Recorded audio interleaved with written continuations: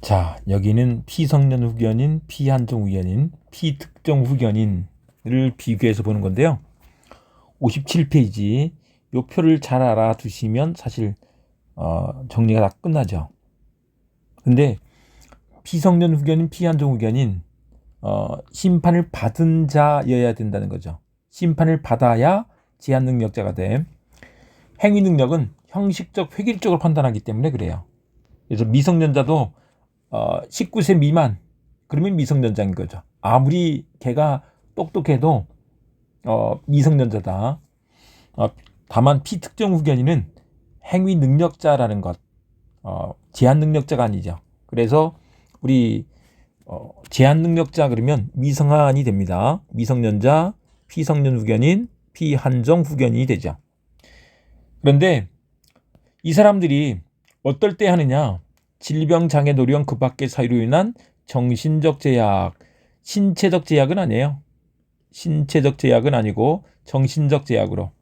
근데 사무 처리 능력이 지속적 결여 그러면 피성년 후견이에요. 사무 처리 능력이 부족한 사람한테는 피한정 후견인. 중증 치매. 그래서 사무 처리 능력이 지속적 결여. 근데 시험에서 이게 나오니까 이렇게 알아둬야 되죠. 근데 조금 상태가 나아 그런 분들은 부족한 사람, 피한정 후견인. 그런데 피특정 후견인은 정신은 그래도 말짱한 거예요.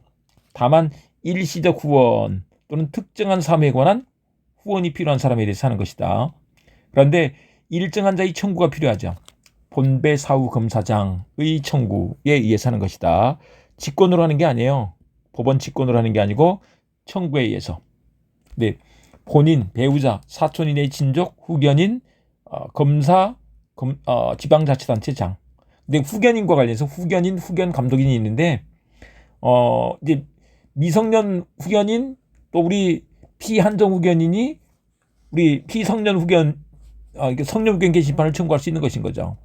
또 피한정 후견인에 대해서는 미성년 후견인 또 성년 후견인이 할 수 있는 것인 거죠. 후견 감독인은 포함 물론이고요. 그런데 피특정 후견인은 이 사람은 미성년 후견인만 할 수 있는 거야. 성년 후견인, 한정 후견인 이런 사람들은 할 수 있는 게 아닌 거죠. 근데 그건 앞에서 여러분들이 전문적으로 한번 확인해 보시고요. 그런데 이 심판을 할 때 본인의 의사를 고려만 하죠.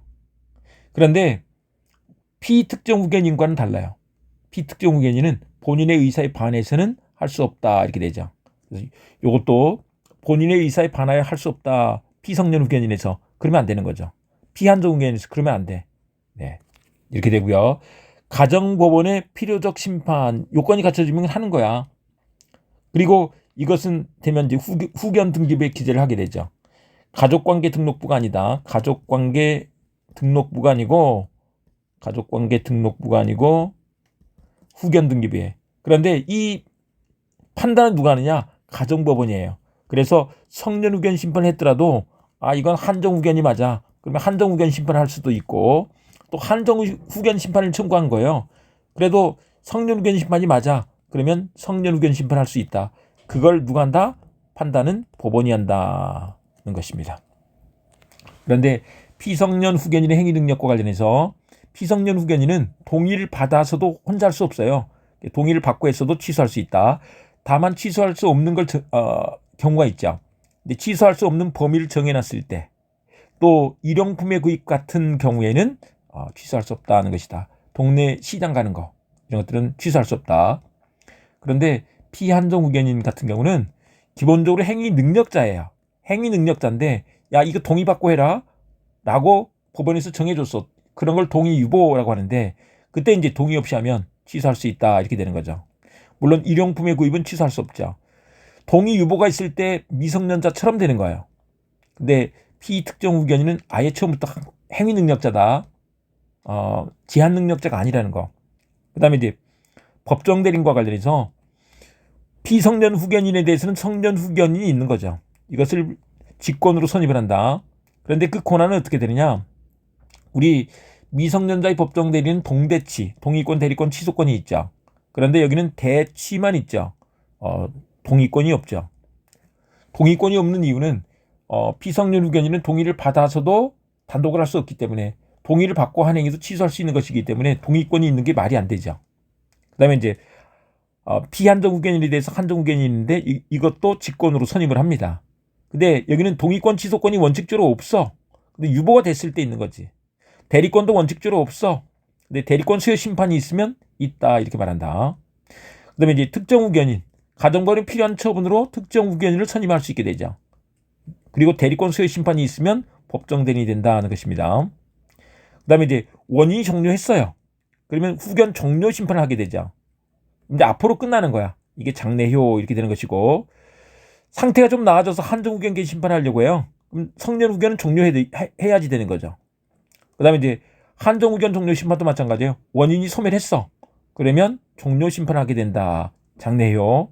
근데 상태가 더 나빠져서 성년후견 개시 심판을 하려고 하는 거예요. 그러면 한정후견은 종료해야지 되는 거죠. 근데 특정후견 종료 심판은 기본적으로 없는 거죠. 원칙적으로.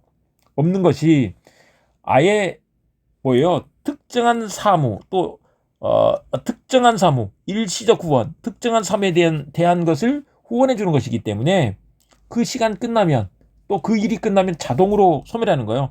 종료 심판이 필요가 없죠. 근데 이제 상태가 나빠져서 성년후견 심판이나 한정후견 개심판 할 때는 특정후견 종료 심판 해야지 되죠. 이렇게 된다는 것입니다. 네, 요 내용들을 잘 알아두시면 사실 우리 피성년 후견인, 피한정 후견인, 피특정 후견인은 끝나요. 근데 이제 여러분들 좀 공부하시려면 앞에 책 내용들도 좀 보셔야만 되죠. 네, 여기까지 하고 제한 능력자 상대방 보호, 이거는 좀 쉬었다가 또 다음 시간에 보도록 하겠습니다.